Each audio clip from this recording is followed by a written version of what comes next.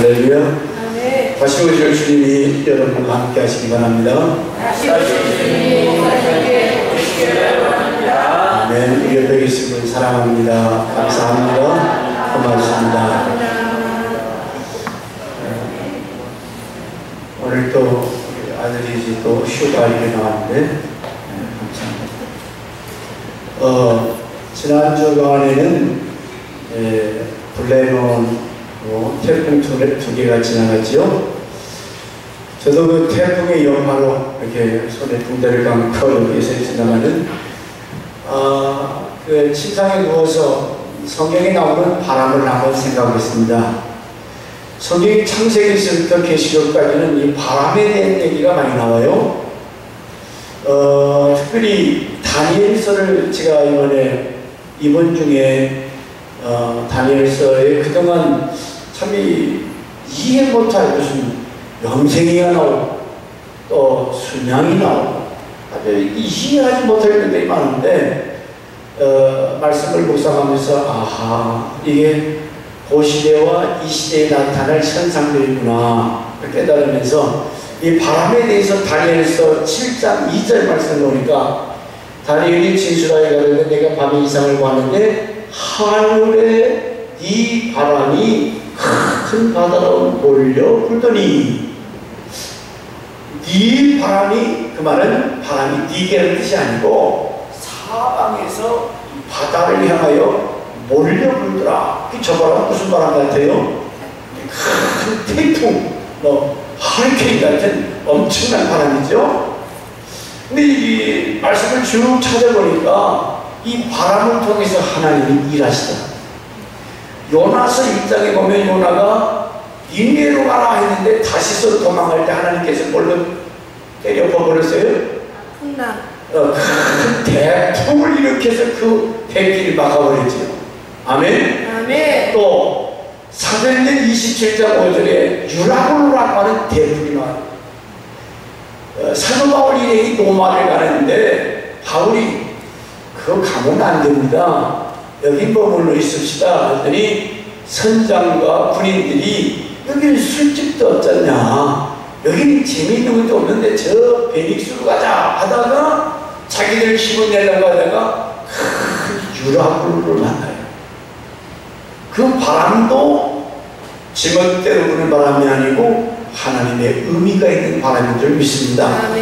마태복음 6장 45절 이하에 보면 그 예수님이 갈릴리로 대풍이 불 때 주님 뭐라고 했어요? 예수께서 즉시 지하철을 제쳐가 쭉 나가다가 저물 때 배는 바다 가운데 있고 예수는 홀로 못해 계시다가 바람이 거스림으로 제자들을 괴로이 못 쫓는 것을 보시고 밤 4경쯤에 바다 위로 걸어서 저에게 오사 지나가려고 하시매 계속 밤을 말씀을 가르칠 때 안심하라 매니 두려워 말라 하시고 배에 올라 저에게 가시니 바람이 그치는지라.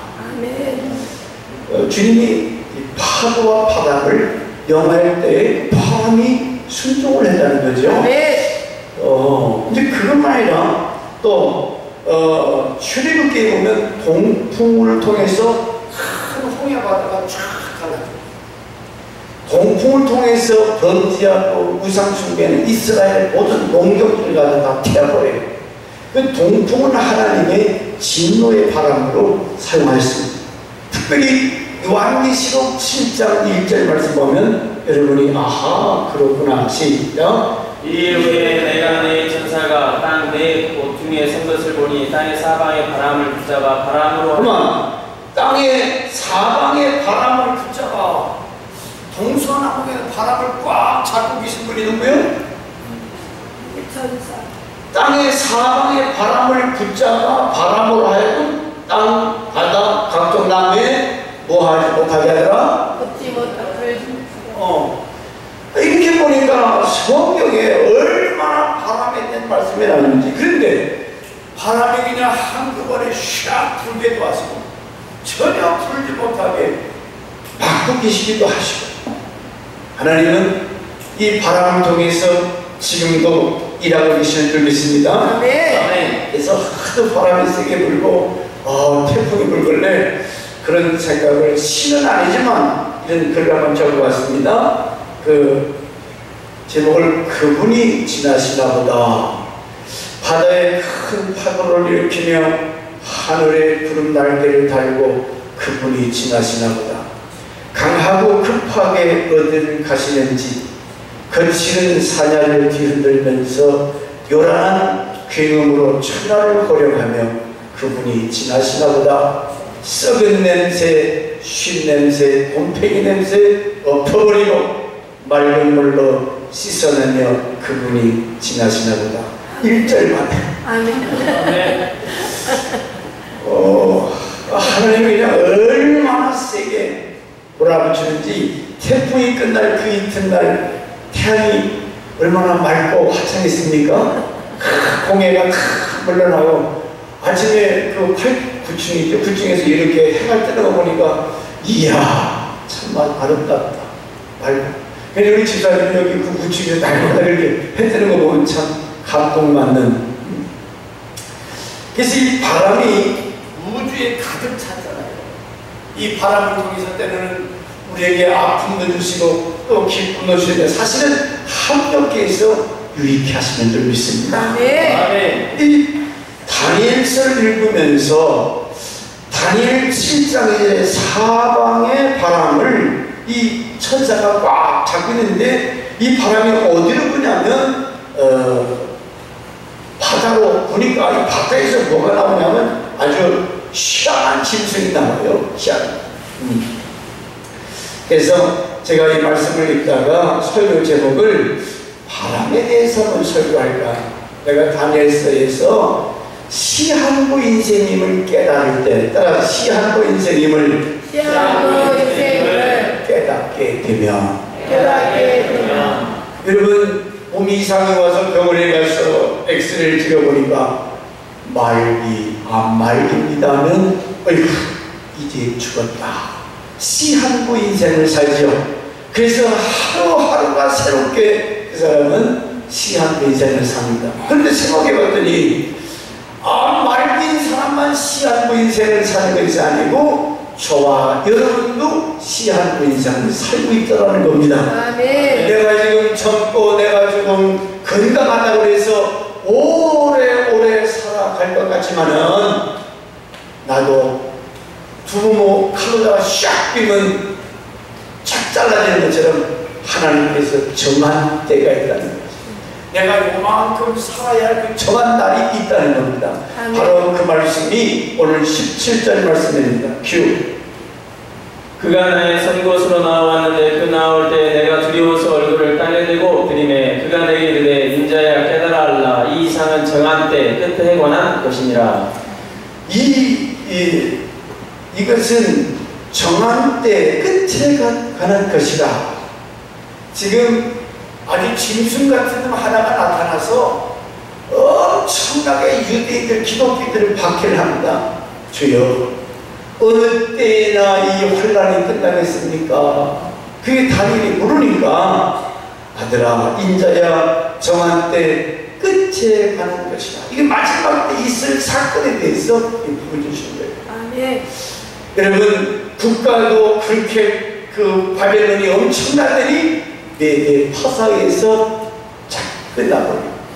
메대 파사가 그렇게 세계적인 국가가 되더니 메대 파사도 역사의 흐름 속에 흘러가 버렸어요.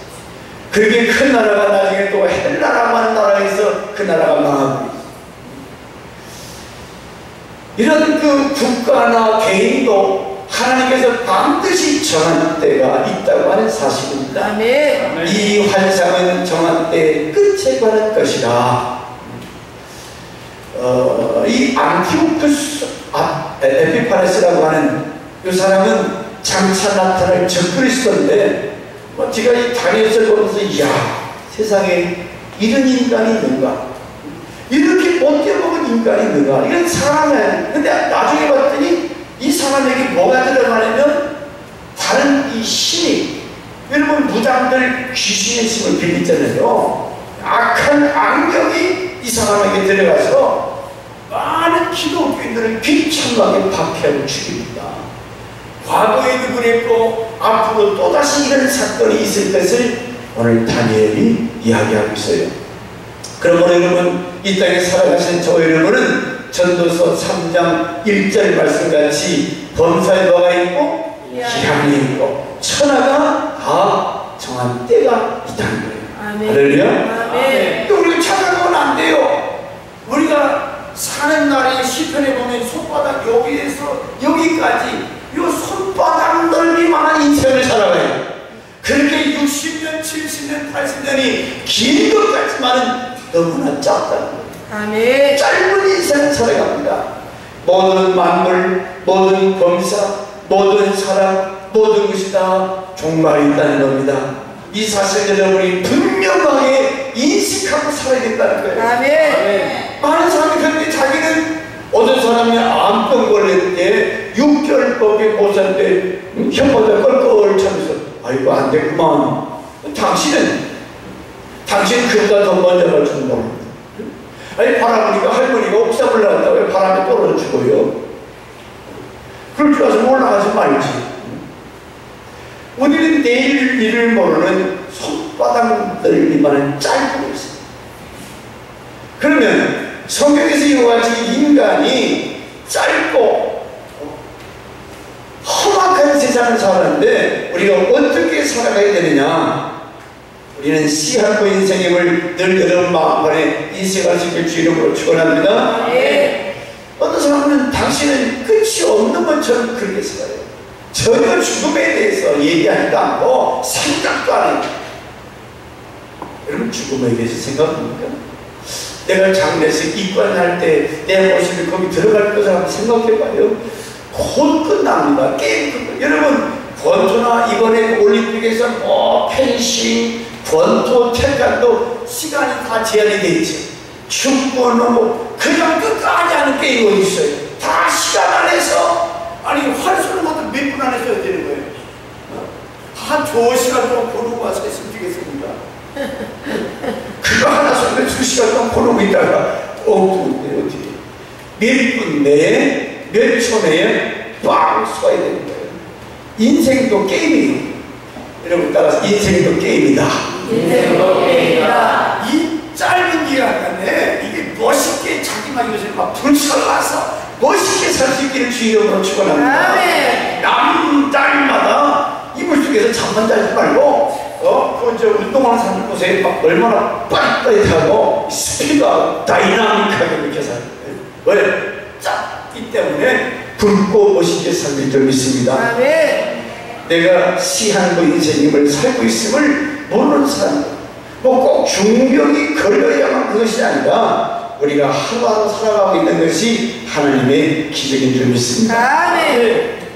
이게 이제 제가 손이 깨져서 병원에 갔더니 안에 뭐가 파열됐다고? 인대가 툭 들어가가지고 찢어내고 그걸 끄자마 찢겨가지고 아래 거 위에 거 그러니까 마취를 시켜서 뜯어냈는데 시작할 때는 아이고 이게 얼마나 아픈가 하는데 시작할 때가 있으면 뭐 할 때가 있어요? 목사님 참 참으시네요. 참아야지 목사님은 아프다고. 시작할 때가 있으면 끝날 때가 있다는 게 우리 군인 안에서 하는데 옛날 병장들이 이제 고참한테 벌 쓸 때 뭐라고 하고 벌 쓸지 아십니까? 까꿀로 매달아놔도 빵고시기는 돌아간다. 더 잘하는 기대도 갈까 없이 북방구 시계는 돌아간다. 끝날 시간이 온다는 거죠. 여러분 북방구 시계만 지나가는 것이 아니라 내 인생의 시간도 척겁척겁 지나가는데 죽음을 향하여 시한부 인생을 마치는 그 시계소리가 척겁척겁 돌아가고 있습니다. 그러므로 오늘 이 시간을 먼저는 여러분 마음속에 인생은 시한부 인생을 산다는 정한 날 정한 때가 있느니라. 네. 여러분은 언제 떠나실 줄 아십니까? 아무도 모르지만 그때를 생각하면서 두 번째 본인이 씨앗본 인생임을 깨닫게 될 때에 17절에 보니까 교만할 수가 없다는 거죠. 그렇죠? 인생은 씨앗본 인생임을 깨달아 교만할 수 없다는 얘기는 가브리엘 천사가 다니엘에게 뭐라고 말하면 인자야 그래요. 여러분, 천사도 여러 가지 천사인데 이 가브리엘 천사는 하나님의 심부름을 하는 천사인데 이제 하나님께서 명해서 다니엘을 만들어가자 인자야. 그 말은 사람의 아들아.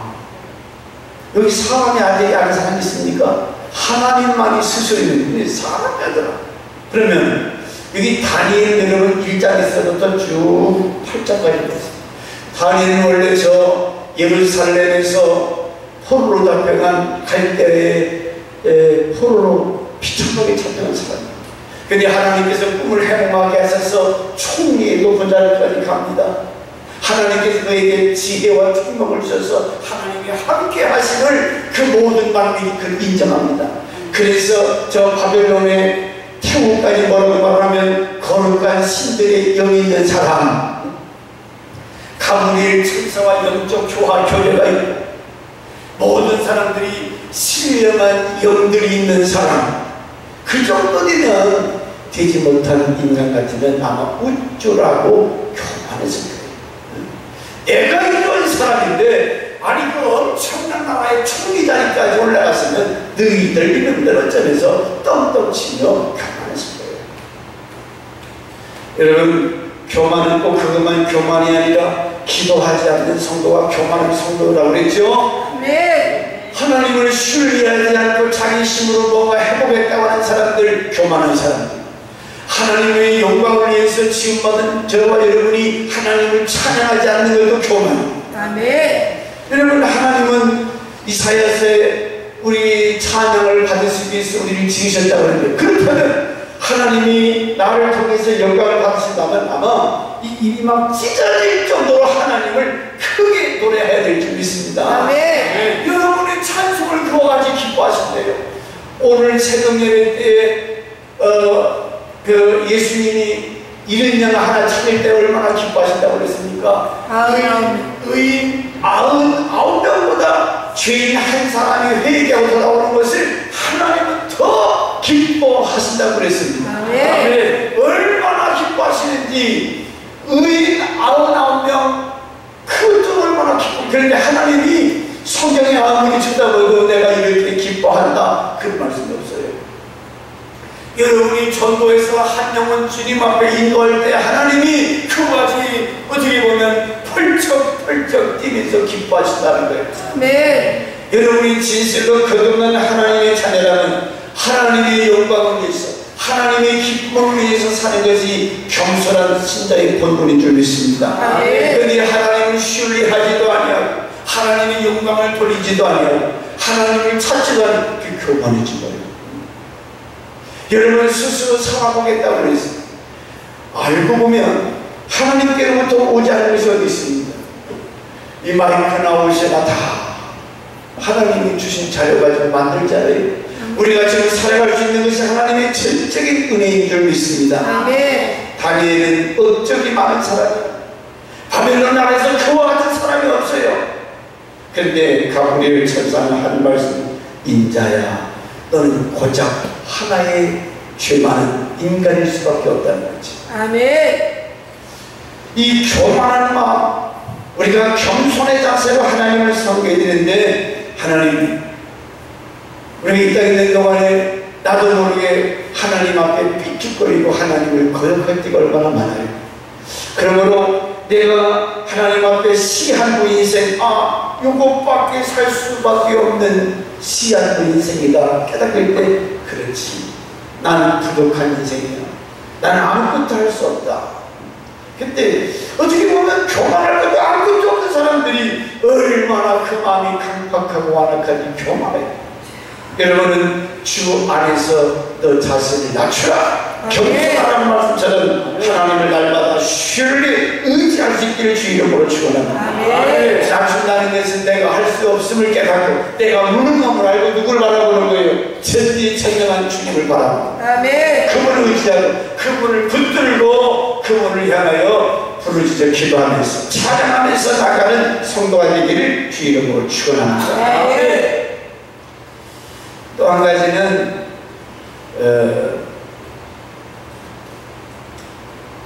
이 시한부 인생을 깨닫게 될 때에 이제 내가 6개월밖에 못 산다. 그러면 뭔가 막 지푸라기라도 붙들라고 그래요. 그렇죠? 물에 빠진 사람은 뭔가 막 자꾸 막 헤매고 몸부림치. 내가 시한부 인생님을 깨닫게 될 때에 17절에서 19절 말씀 보면 진정한 믿음의 사람으로 진정한 신앙을 갖게 된다는 거지. 여러분 왜 신앙을 갖지 못하느냐? 나는 아직 건강해. 나는 안 죽어. 나는 아마 장수할 거야. 착각 속에 살고 있어. 그렇기 때문에 진정한 믿음을 소유할 수가 없다는 거예요. 17절과 19절 말씀까지 보면은 다니엘이 참된 믿음이 무엇인가를 우리에게 보여주고 있어요. 저도 이번 한 주간 동안 다니엘서를 묵상하면서 진정한 믿음은 이런 믿음이구나. 이것이 믿음이구나. 참된 믿음은 전혀 뭔가 바라볼 수 없는 소망이 전혀 없는 가운데서도 소망을 갖는 것이 진정한 믿음인 줄 믿습니다. 내가 뭔가 진정으로 신뢰할 수 없는, 전혀 믿을 수 없는 환경 속에서도 그 믿음을 포기하지 않는 그 믿음이 참 믿음이라는 거예요. 하나님이 살아계신지 살아계시지 않은지, 그분이 지금도 일하고 계신지 일을 하지 않는 것인지 전혀 뭔가 눈에 보이지 않아도 그 믿음이 편찮습니다. 여러분, 진정한 믿음이 무엇이냐? 과연 진정한 믿음이 뭐 사람들이 그래요. 내가 뭔가 목표를 차리고 순풍이 불어서 잘 된다, 일이 잘 된다, 그쪽으로 뭐가 잘 풀려나가면 이게 믿음대로 되는 것처럼, 그래서 믿음으로 사는 것처럼 그렇게 착각을 해요. 그런데 이런 사람들은 현실에 조그만 어려움이 오고 뭔가 환난이 오면 금방 하나님을 향하여 아니 하나님, 내가 이렇게 충성하고 이렇게 기도하고 왜 이러지요? 왜 이렇게 자꾸 안 되지요? 불평하고 원망하게 된다는 거예요. 이런 사람들은 뭐가 어려움이 딱 부닥치면 당장 교회를 떠나버리고 예수마저도 배신해버리는 그런 자들의 그 참 신앙이 아니라는 거예요. 그러나 끝으로 볼 때는 하나님의 일하심도 보이지 않습니다. 하나님의 그 사랑을 느낄 수도 없고 그분이 살아계시다는 걸 전혀 느끼지 없는 상황에서도, 그래서 성경 시편이 있다 보니까 종종 시편에 하나님의 부재를 그렇게 탄식을 해요. 애절하게 절망하면서 여호와여 여호와여 어찌하여 이렇게 나를 버리시나요? 예수님처럼 시편에 보면 다윗이 기가 막힌 상황에서 그렇게 애절하게 간구하는 기도 내용이 나옵니다. 어떤 무명의 성도가 벽에다가 글을 써놨는데 뭐라고 해놨냐면, 비록 그것이 비춰지지 않을 때에도 나는 태양이 있음을 믿습니다. 비록 내가 느낄 수 없을 때에도 나는 사랑을 믿습니다. 비록 그가 잠잠할 때에도 나는 하나님을 쉬게 합니다. 그게 무슨 말이냐면, 이 글이 어디에 기록됐냐면 2차 대전 당시에 나치 독일이 유대인들을 학살하던 아우슈비츠 독가스실 그 대기실 벽에다가 이런 글을 적어놨던 거예요. 아마 이 글을 쓸 때쯤 되면 앞에 쭉 사람들이 서 있는데 이제 몇 분 오면 자기 사랑하는 남편, 아내, 자식들이 쭉 끌려가서 막 가스실에 집어넣으면 그냥 질질 때 죽으면 그 시체가 척척척척해서 다 분리돼서 비누 한 장에 두 장으로 나온다잖아요. 그 비참한 현장 앞에서 이 사람이 어떻게 이런 글을 쓸 수 있다. 비록 그것이 비춰지지 않을지라도 나는 태양이 있음을 믿습니다. 비록 내가 느낄 수 없을 때에도 나는 사랑을 믿습니다. 비록 그가 잠잠할 때에도 나는 하나님을 신뢰합니다. 아멘. 여러분 죽음 앞에서 이런 고백할 수 있겠어요? 아멘. 이런 비참한 가스실에 잡혀 죽어 들어가면서 나는 하나님을 믿습니다. 어두운 구름 저 너머에 밝게 빛나는 태양을 바라볼 수 있는 그 믿음이 진정한 믿음이라는 거예요. 아멘. 지금 구름이 태양을 향해서 어둡고 힘들지만 그 구름 너머를 바라볼 수 있는 그런 안목, 그런 신앙이 진정한 믿음이라는 거죠. 아멘. 현실은 어둡고 암울한 뭔가 일 같은 기가 막혀요. 근데 믿음이 사는 거냐? 예수님의 12명의 제자들 다 속에 죽었어요. 어쩌면 그렇게 비참하게 죽는가? 하나님이 어디 계신가? 살아계시다면 당신의 제자들이 이렇게 막 찢겨 죽고 목 잘라 죽고. 어느 목사님이 저에게 핸드폰으로 그 영상을 보내주셨는데, 일본 사람들이 그 2차 대전 때 우리나라 사람들 막 죽이는데 너무 무참하게 칼로다가 이것들은 무슨 술 먹고 웃으면서 지들은 웃어요. 한번 그 영상을 보면 웃으면서 사람 목을 착 자르는데 자른 순간에 이만큼 떨어져 있는 것도 있고, 그 수백 장의 사진이 그냥 흩어져 와 있는데 시체가 막 이렇게 무덤을 싸고, 우리 할머니 할아버지들이, 우리 믿음의 선배들이 100년 전만 저 일본 사람들한테 그렇게 비참하게 칼로 목을 잘라서 그렇게 죽더라는 거죠. 나를 위해서 애국한다고 그래서, 심지어 그 60몇 년인가는 이 바닥에 놓고 마차가 있잖아요. 마차가 그로 막 지나가면서 짓밟아 휘청이 돼서 그렇게 죽인 역사적 사실이 또 사진을 찍혀 있더라고요. 그러나 그 나쁨 속에서도 참 믿음은 그 다음 세계를 보는. 아멘. 우리는 현실만이 다가 아니잖아요. 오늘 이 현실에서 끝나가지 나도 병원에 앉아있지 이렇게 나와서 설교 안 해요. 나도 이 목회 안 해요. 오늘로 끝난다면 저도 술 아주 잘 먹어요. 나 블랙 꼬냐, johnny walker 블랙, 레드, 또 그건 합시다. 얼마든지 그렇게 살 수 있어도 왜 그렇게 살지 않느냐? 우리가 아버지 하나님의 백보자 심판자 앞에 설 날이 오기 때문에. 아멘. 너 얼마나 성실했느냐? 너 얼마나 충성했느냐? 하나님이 반드시 묻는 그날이 올 줄 믿습니다. 아멘. 너 아파트 몇 평짜리 살다 왔어? 너 땅 몇 평이나 늘리다 왔다? 하나님 절대로 그런 거 묻지 않아요. 네. 우리 아버지 앞에 설 때 얼마나 성실했느냐, 얼마나 충성했느냐, 아멘. 반드시 하나님 질문하십니다. 아멘. 우리 교인들이 그런 걸 좀 바라보고 내가 하나님 앞에 설 때를 바라보면서 그저 교회라고 하는 것이 무언가를 제대로 깨닫고 섬겨야 될 텐데 그러지 못할 때 어느 것을 하는 게 말이죠. 기가 막힌 죽음의 현실 앞에서도 오늘 이 다니엘은 좌절하거나 실망하지 않아요. 인자야, 인자야. 시험 같은 그 어둠 속에서도 소망을 잃지 않았다는 거죠. 네. 여러분, 진정한 믿음이 뭔가 주기철 목사님, 손영원 목사님이 그렇게 죽는 건 힘이 없어서 그랬나요? 왜 기독교는 그렇게 무참하게 그렇게 비참하게 죽어야만 했던가?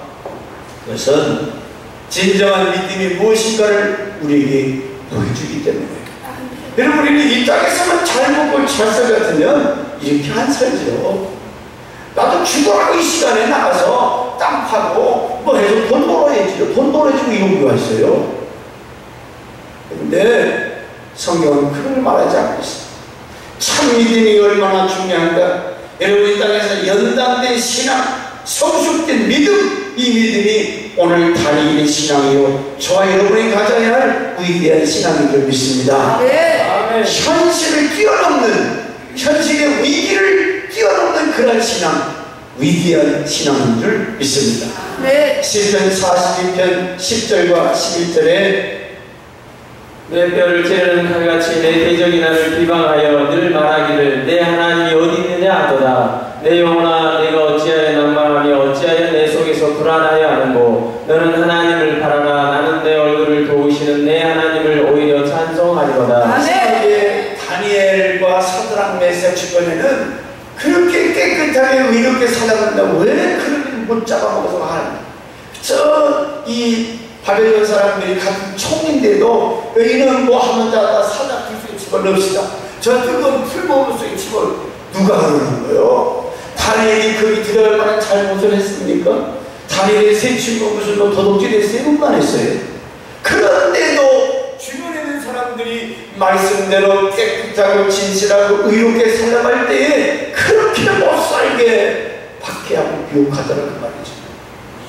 그러면 여러분, 사단은 오늘 저와 여러분과 같이 얼마나 아주 간교하게 여러분을 모략하고 아주 기가 막힌 이 운동을 집어넣지만은 그러나 믿음의 사람은 절대 교만하지 않아요. 아멘. 믿음으로 하나님께서 나를 얼마나 사랑하십니까? 그 사랑을 알고 하나님 앞에 영광을 돌리는 삶을 살게 되는 줄 믿습니다. 아멘. 히브리서 11장 1절과 2절 말씀에도 믿음은 바라는 것들의 실상이다. 그러면서 바라보는 것, 그 나라를 바라보고 그 다음 세계를 바라보면서 우리가 부지런히 충성되게 살아야 줄 믿습니다. 아멘. 시한부 인생을 깨닫는 사람, 진정한 믿음의 사람, 시한부 인생임을 깨닫는 사람, 진정한 믿음으로 우리 하나님의 사랑을 깨닫는데 20절로 25절에 보니까 하나님의 사랑을 깨닫게 된다 그랬습니다. 자, 믿음 안에 들어보니까 아하, 우리가 믿음을 갖기 전에는 사람이 사는데 뭐 이런가. 제가 한 주간 동안 병원에 그냥 꽉 갇혀가지고 홀을 깨끗하게 정리하고 좀 정화된 것처럼, 근데 아침에 이제 집에 들렸다가 이렇게 세라를 차면 이 세상이 아주 막 지저분해요. 답답해요. 아니 그 한남대에서 여기까지 오는데 아주 지저분한 그런 느낌이에요.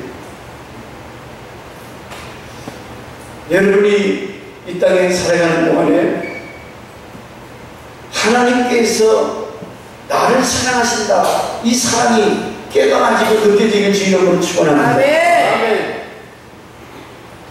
그렇게 될 때 내가 거룩한 삶, 불을 뗀 삶. 제가 이번에 한 주간 동안 병원에 있으면서 하나님이 꽉 붙들어 매놓고 여기서 좀 묵상 좀 해라. 그래서 이 생각이 좀 더 깊어지고 주님과 더 가까워지고 아멘. 하나님이 거룩되게 구별하는 그런 은혜를 체험했어요. 아멘. 그러니까 뭔가 지저분한 거 못 보게 되고, 그래서 여러분 은혜 받으면 성령 충만한 사람은 외모부터 그 환경부터 아주 깔끔하게 이 정의 정돈이 되는 줄 믿습니다. 여러분 예수 믿는 사람 성령 받았다면서 확 머리가 산만하고 어떤 뭐 이렇게 이상하게 하고 그렇게 되면 저게 예수 믿으면 조건이 되는가, 전도가 되겠어요? 내가 거룩하니 또 이거 거룩하라, 거룩하다, 깨끗하다. 여러분 시한부 인생임을 깨닫게 되면 믿음을 갖게 되는데, 진정한 믿음을 갖게 뭐냐? 진정한 신앙, 이 한 단계에 뛰어넘어서 업그레이드되는. 그래서 신앙생활 10년, 20년 해도 전혀 변화가 없고 아직도 세상 것에 얽매여서 그렇게 시간이 낭비하지 말고, 우리는 이 다니엘서를 통해서 하나님께서 인생이 얼마나 어리석고 무능한가. 그래서 오늘 다니엘은 진정한 믿음에 대한 삶의 본질을 말씀합니다. 그리고 하나님께서 얼마나 그 하나님의 사랑에 대해서 관심을 가지고 있는가. 자, 20절에서 25절 읽을 수는 없지만 거기 보니까 수양의 비유, 수염생이가 나오고 그 말은 수양은 메대 파사를 상징하는 것이고 수염소는 헬라 알렉산더 대왕을 근데 거기서 뿌리 디기가 나와요. 알렉산더 다왕 이런 거 학교 때 배웠죠. 알렉산더 다왕이 죽고 나서 나라가 미술로 갈라졌지요. 미술로 갈라졌죠. 그런 역사 공부를 다 잊어버릴 거 없겠지. 근데 알렉산더가 얼마나 위대하고 힘든 사람인데 믿을 놈 아무도 없어요. 누가 알렉산더를 죽이죠? 누가 그걸 죽여요? 그렇게 수리하던 자기 부하들, 군인들이 그 알렉산더를 33살에 죽잖아. 33살을 항상 참여, 그 사람, 그 죽이고 2명의 군인들이 나라를 이쪽하고 나눠가지고 헬라가 갈라집니다. 그 얘기 지금 다니엘서 8장에 있는 내용이 알렉산더가 죽고 그 군인들이 4개나로 갈라진 것을 여기 뿔이 4개 나는데 그 뿔 4개의 4개 왕 그 중에 아주 이 눈과 눈 사이에 시커먼 이상한 뿔이 나오는데 그놈이 누구냐면 셀루크스 왕국의 안티오쿠스 4세 에피파네스라고 하는 가장 악한 이게 역사적으로 주전 약 160년 전에 이런 인물이 왔었습니다.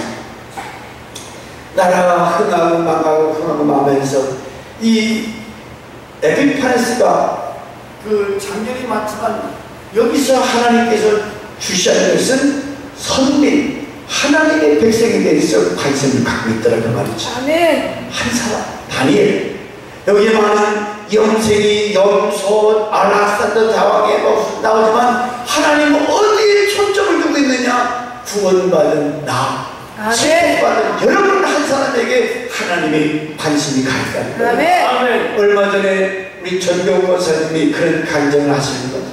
목사님 군인들이 머리 깎아는 거 제식 풀렸는데 그놈이 그놈 가고 우리 아들이 모르고 떠나는 거죠. 연명장에서 제식 풀렸는데 근데 열심히 어디에만 관심이 가 있냐면 당신의 아들 박남기가 제식 푸는 관련 거기에만 관심이 가 있다는 말이죠. 아멘. 수많은 아들들이 연명장에서 제식 풀렸는데 엄마는 어디 초점이 가 있어요? 우리 아들 이제 그 얘기예요. 지금 여기 다니엘서 8장에 뭐 수양, 수염소, 뿔이 어쩌고 저쩌는데 여기 초점은 어디 있느냐? 한 사람 바리야. 그 말은 하나님이 선택받은 나를 얼마나 사랑하시고 나에 대해서 얼마나 관심을 갖고 계시고 아멘. 할렐루야. 아멘. 목사님이 이번에 병원에 입원했으니까 목사를 안 사랑하는 사람은 잘 고백이 목사님 딸만한 뭐 아들이 잘 낳았다 아마 그래서 강집사가 제일 운동거리는 것 같은데 그렇지 않으면 아이고 좀 아프셨겠다 아마 그래. 근데 하나님은 합력해서 이렇게 한다고 거기서 전에 받지 못하는 우리 막내둥이가 아빠 머리를 다 감아주고 딸내미가 머리를 감아주고 이렇게 하고 있으니까 자원으로 하든지 억지로 하든지 하고 또 장군이 사람한테 처음으로 뭐 머리를 감겠다니까요. 지금까지 내 머리 한번 감아준 적이 없어요. 감아주면서 뭐 포도 안 나오고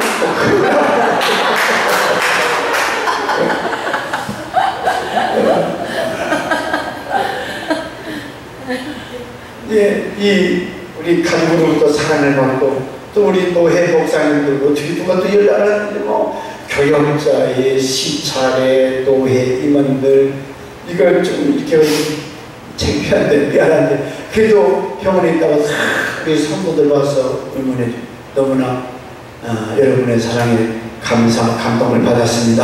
아멘. 이와같이 하나님은 오늘 나 한 사람 나에 대한 관심이 크다는 거예요. 아멘. 나를 관심. 그렇기 때문에 여러분 하나님의 사랑을 여러분 잊지 않길 주 이름으로 축원합니다. 아멘. 이 안티오파네스 이름도 그래요. 어떻게 되면 안티오쿠스 에피파네스가 이 진수 같은 님이거든요. 이 사람이 무슨 친정을 했냐면 그 외경이라는 성경 정경과 외경 중에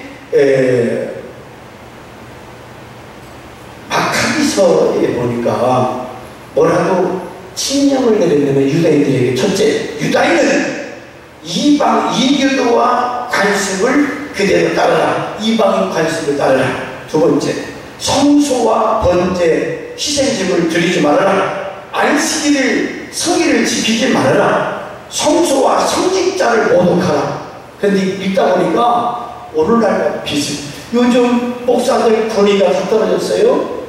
짐승의 영이 지금 이 안티판의 이 안티오코스 4세 에피파네스에 들어가서 이렇게 못하게 그대로 현실도 지금 적용했는데 돼지 피로 희생제물 아니 세상에 성전에서 돼지 피 하나님이 보복하는 거거든요. 돼지 피로 희생제물 드려라. 또 아이가 남자아이가 나면 할례를 하지 말아라. 온갖 종류의 음란과 모독 행위를 스스로 더럽혀라. 온갖 종류의 음란을 하는 거예요. 응? 지금 문교복 그 누구요 그 아저씨 아니 이 남녀 무슨 뭐 또 안에는 남자끼리 뭐 어쩌건 세상에 이걸 상상할 수 없이 당신 아들이 그런 짓거리 하면 좋겠어요.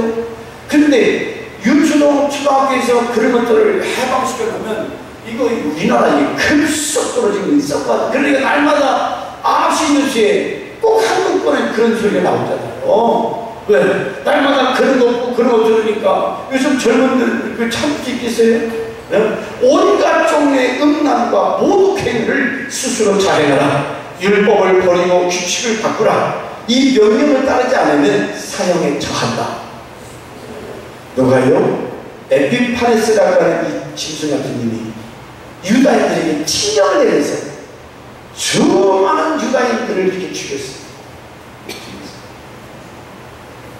왜냐하면 유대인들의 신앙을 다 발달해버리고 헬라화 정책, 그 말은 쉽게 말하면 세속화. 여러분 교회가 가장 무서운 교회가 세속화되는 거예요. 교회는 교회 나가야 되는데 교회가 세상 사람과 똑같아. 저 사람 예수 믿는 사람인지 안 믿는 사람. 예수 믿는 목사는 예수 믿는 권사나 장로는 좀 뭔가 세상 사람과 달라야 되는데 똑같아요. 생각하는 거나 말하는 거나. 그 정책을 쓴 놈이 누구냐? 에피파네스는 적그리스도를 상징한다 했어요. 이 일이 또 나타나요. 시대마다 적그리스도가 나타나서 이 기독교를 박해하고 비참하게 하고 무차별하게 죽이는데 이제는 2004년부터 미국에서 뭘 다 받아준다고 그러죠? 베리칩이라고 하는 건강 그 보험 이걸 다 받지 않으면 이제는 미국에서는 그 법적인 조치가 취해진다. 그 베리칩이 뭐 662든지 아니든지 저기 이상하게 뭔가 돌아가는 걸 보면 벌써 주님이 오신다에 가깝다는 거죠. 우리가 새 속아지는 것을 누가 원하느냐? 맡기고 여러분 속하게 있지 않았어요? 생각 말하는 것이 이 세상과 우리 뭔가 구별되고 좀 달라야 되는데 사단은 그걸 부지런히 오늘 교회 강단에서 목사들이 여러분 복받으세요. 여러분 출세하세요. 성공하세요. 그건 절감에서 떨어졌잖아요. 여러분 복받아서 물질을 근데 그것은 다 누구나 원하는 거지만은 우리가 하나님 잘 섬기면 물질도 주시잖아요. 금지도 안 삽니다. 순서가 바뀌어서 그렇지. 순서가 바로 되면 하나님 높여주시잖아요. 다니엘이 의인이 지킨 줄 알면서도 기도하고 하나님 음식으로 더럽히지 않게 그렇게 사니까 하나님께서 다니엘을 총리까지 높여주시고 요셉을 높여주신 것처럼 말씀대로 살면 주님 사랑하면 그렇게 됩니다. 그런데 안 사랑하면서 이걸 뭔가 얻으려고 하니까 이거 완전히 마음이 속화돼서 저주받지. 본문 25절 휴 그가 꾀를 베풀어 제 손으로 기유를 이루고 마음에 스스로 크체하며 또 평안한 때에 많은 무리를 멸하며 또 스스로 서서 만왕의 왕을 대적할 것이나 그가 사람의 손을 말미암지 않고 깨어지리라. 아멘. 이와 같이 적그리스도가 나타나서 여러분을 괴롭히는데 이 괴롭히는 것이 강하면 강할수록 여러분 새벽이 어두면 어둘수록 아침이 가까운 척 밤이 깊으면 깊을수록 그 얘기 끝이 임박했다는 거예요. 우리나라 교회도 동토기전이 가장 새벽이 어둡다 그러는데 이 악의 세력 음란과 살인이 요즘도 난무하고 있습니다. 24절은 적그리스도를 말하는 24절 시작. 그 권세가 강할 것이나 자기의 힘으로 말미암은 것이 아니며 그가 장차 비상하게 파괴를 행하고 자의로 행하여 형통하며 강하시지만 이 적그리스도가 자기 힘을 의지하는 것이 아니라 그래서 자기 힘으로 말미암은 것이 아니요. 누가 드는 거예요? 연합군입니까? 아니요. 사단이 이 안티파네 속에 들어가서 그를 아주 강력한 능력자로 막 하늘에서 막 불이 떨어지게 하니까 사람 저 사람이 능력을 행하네. 하늘에서 막 불이 떨어지고 병이라고. 그렇기 때문에 여러분 마지막 때는 말씀 중심의 신앙이 되지 않고는 이적바라보다가는 뭐가 능력 따라가다가는 여지없이 걸려 넘어간다는 거예요. 왜 장로교에서 개혁교에서 말씀 중심의 신앙, 말씀 중심 아니 그러면 그 능력은 누가 행하는데? 하나님께서 모든 것을 주장하여 섭리하시는데 이 사단이 요한계시록 13장 1절에 보면 용, 마귀, 사단이 저에게 권세를 주더니 그랬어요. 그래 귀신이 이 적그리스도에게 능력져서 마음껏 교회를 박살내고 속화시키고 성도들을 괴롭힐 때가 온다는 거예요. 여러분 정신체계를 주의로 축원합니다. 네. 인간의 이 정한 짤막한 이 인생을 살아는 믿음으로 살라고 하나님 사람에게 이런 박해 시험이 있지만은 그게 27절에 보니까 그것이 스스로 이제는 늘어지는데 자 요한복음 16장 33절 조금만 더 마치겠습니다. 요한복음 16장 33절 시작. 이것을 너희에게 이름은 너희로 내 안에서 평안을 누리게 하려 함이라. 세상에서는 너희가 환난을 당하나 담대하라. 내가 세상을 이겨노라. 아멘. 너희가 담대하라는 거죠. 왜? 그보다도 더 강력한 우리 주님이 승리자가 되시는 줄 믿습니다. 아멘. 그분이 우리와 같이 하기 때문에 염려하지 말아라. 아멘. 27절에 시작. 27절 이에 따라 다니엘이 혼자하여 수위를 앓다가 일어나서. 이건 결론적인 얘기인데요. 성도는 하나님의 사랑을 입은 자여 사랑을 받는 자인데 어떤 핍박이 와도 어떤 환난이 와도 하나님이 끝까지 지켜주실 줄 믿습니다. 아멘. 그러면 이런 시한부 인생을 사는 저와 여러분 방심할 때 말이라는 것은 24절에 쭉 여러분이 방심하고 세상에서 평안하다 안전하고 평화 조약을 맺고 할 때 이 사단이 얼마나 간절 그때 갑자기 일어나서 그들을 쳐서 멸한다는 거죠. 믿음이 못돼요. 그리고 나서 27절에 다니엘의 결론적으로 성도는 하늘의 소망을 두고 충성하며 살 것을 보여줍니다. 아멘. 이렇게 시한부 인생을 사는 저와 여러분에게 너희는 하늘의 소망을 두고자 무슨 얘기입니까? 27절 시작. 이에 난 다니엘이 온전하여 수위를 앓다가 일어나서 왕의 일을 보았느니라. 내가 그 이상을 인하여 놀랐고 그 뜻을 깨닫는 사람도 없었느니라. 지금 다니엘이 나이가 몇이 나면 약 70이 넘었어요. 그 큰 대국 갈대아 나라 거기서 총리로 나이가 70이 넘어서 은퇴를 해야 되는데 근데 다니엘이 지금 그러지 아니하고 임무 수행을 위해서 그 큰 어마어마한 환상을 보고 그 몸이 지쳐서 기진백진했다는 두 번째 환상을 보고 가브리엘 천사가 그걸 해석했죠. 그래서 지쳐 엎어져 있을 때에 천사가 그를 이렇게 해석하면서 엘람도 수산성의 근목에 엘람 충청남도 부여은 장하면 장하게 하듯이 엘람도 수산성. 근데 이 나라의 국이 뭐 했는가? 왕이 지어진 그 직분 임무 수행을 해서 수산성에 근무하고 있는 이 다니엘을 보게 돼요. 하늘의 놀라운 비밀을 보았습니다. 그 어마어마한 사건, 이루어질 사건들을 보고 나서 아마 한국 교인들 같아서 보따리 싸들고 이 기도는 저 기도는 가면서 지금 내가 메시아다, 내가 이만이다, 뭐 박태선이다, 있다고 정신나간 사람들처럼. 그런데 다니엘은 그렇게 전혀 자기가 봤던 환상이나 자기가 봤던 이상에 대해 전혀 얘기하지 않고 딱 받아버리고 엘람도 수산성에 임무 수행하는 모습을 봐요.